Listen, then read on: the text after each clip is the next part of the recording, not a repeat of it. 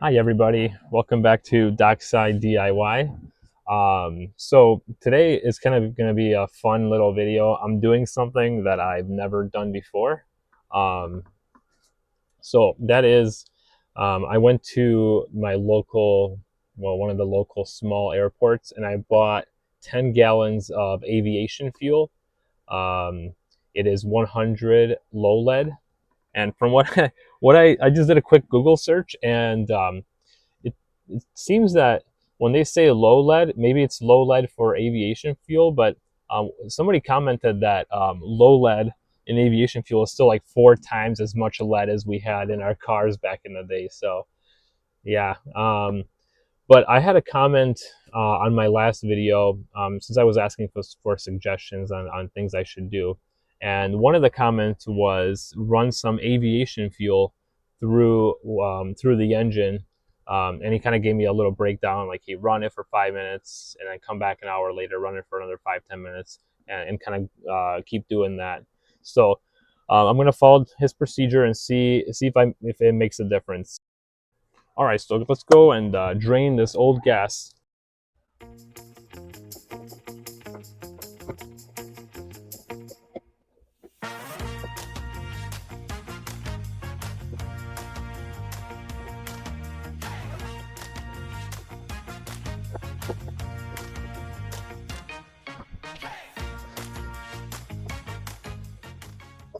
This is my homemade fuel recovery system. I made this years ago, so I'm sure someone's gonna have something to say. But hey, it works, and no one's died. So this is just a fuel pump. I'm not sure what the original use was for a fuel pump like this, but I think it has like a diaphragm, and that's how it works. It's probably for like a small engine. And so I've got some fuel line going on both ends, really simple. So it's in and that's out. So this side goes into the fuel tank, as you can see. And then I just like to have a window just to see what I'm looking at. And then it gets, filtered a little bit through this screen filter here, and goes through here and then goes right into my gas can. It's powered by either a 12-volt battery, but I just use my starter thing. I'm going to start it up for you guys so you can see what it does. Okay, it just started sucking some gas.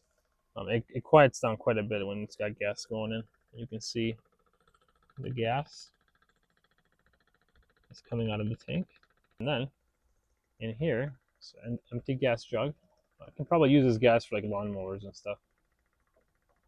Yeah, there you go.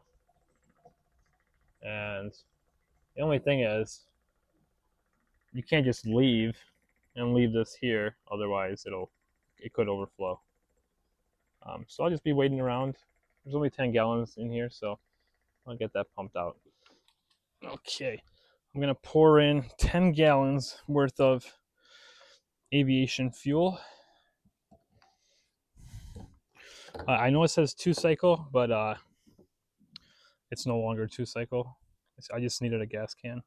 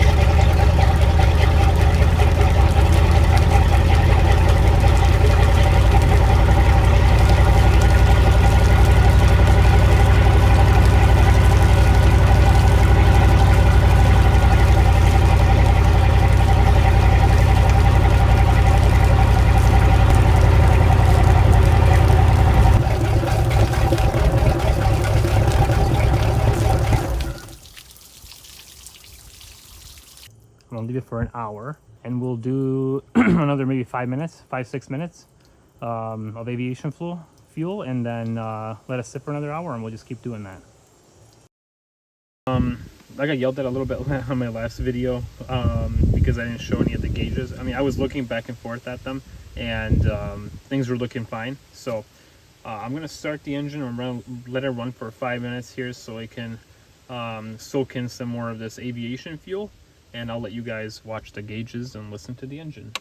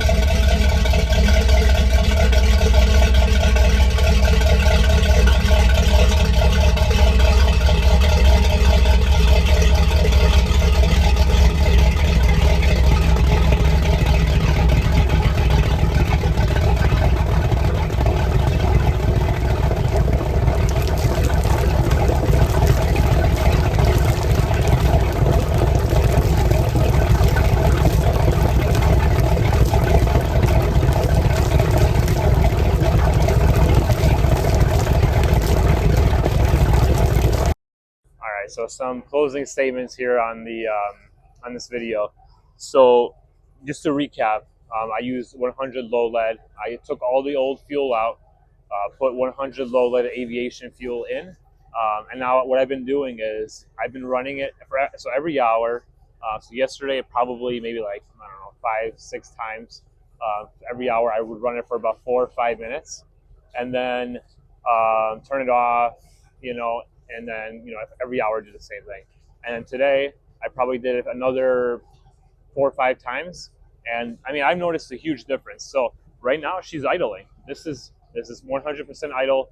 Um, you know, Throttle right, in the neutral position, and she runs fine. I can put her in gear, take her out of gear. She's running pretty good. So do I think this method cleans the carb? Yeah, I think it does. I think it does a decent job. Now, do I think it's a replacement for doing a carb rebuild and like a refresh you would do normally? I don't know. I think this was a fun experiment, but I definitely want to still do the spark plugs, the wires, the distributor cap, the rotor, all the basic maintenance items for a boat that's been sitting for this long, including fluids, filters, hoses, and all that stuff that needs to be gone. And also, as a side note, I only did this to the starboard engine. The port engine was just running way too rough. I didn't want to do any damage to it or anything. But starboard engine ran okay when we first fired it up, and it didn't run that great, but it seemed really fine. So as you guys can see, the Pachanga is purring away in the background. She sounds absolutely amazing. This was a fun little experiment for me. I've never done something like this before with aviation fuel as a cleaning agent. And as always, I appreciate you guys watching. If you could, please like, comment, and subscribe. I would truly appreciate that. So both of these engines should be running really well by the next video here. Fingers crossed. So until then, I really appreciate it, guys. Take care, and I'll see you in the next one. Bye-bye.